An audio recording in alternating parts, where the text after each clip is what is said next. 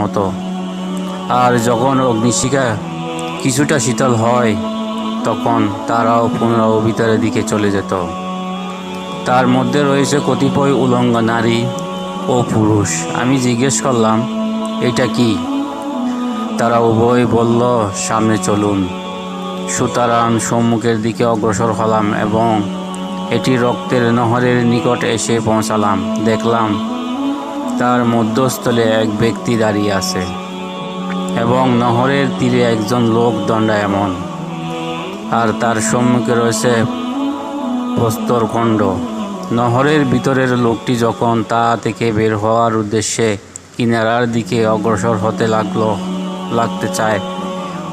হতে চায় তখন তীরে দাঁড়ানো লোকটি ওই লোকটির মুখের উপর লক্ষ্য করে পাথর নিক্ষেপ করে এবং সে লোকটিকে ওই স্থানে ফিরিয়ে দেয়।